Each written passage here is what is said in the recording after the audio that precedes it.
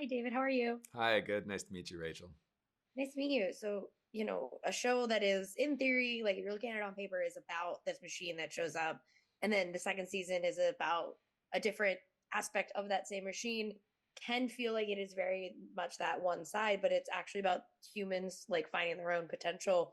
And when you get to write something like that, that is, on paper one thing, but in actuality something completely different. What for you was the challenge of making it so that people weren't like, oh yeah, that's the show about the machine?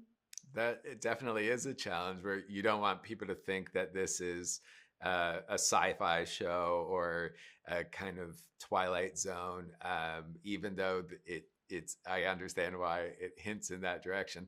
For me, there's like one magical element in a very grounded world, and I have always loved those stories because the machine is really a catalyst for telling these human stories. It's really less about where did the machine come from and what does it mean and what do the character more about what the characters do as a result. And I find what they do very universal and relatable. So that's kind of how we've approached it from a writing standpoint.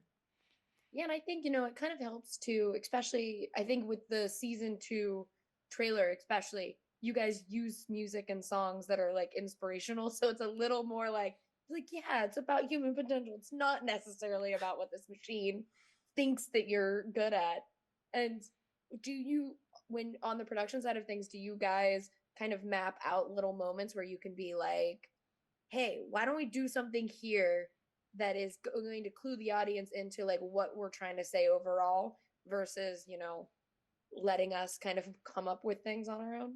I mean, I think I always approach it like we're just asking questions. We're not giving any answers because we don't have any answers. We don't, it's not a messagey show. It's just a show about people wrestling with the things that I'm wrestling with, that people I know are wrestling with. And that it's kind of a celebration of people trying for something better, so I don't want it to come across as like a cheesy inspirational self-help kind of thing. It really is about the comedy of looking for something that you might not be able to reach and reaching for it and making taking big swings and it's both funny and also heartwarming to watch our characters take really big swings this season. Yeah, and I'm gonna ask everyone this question. So I want to know for you, like, if that machine showed up when you were a kid, what do you think it would first tell you what your mission is and then tell you what the next stage was?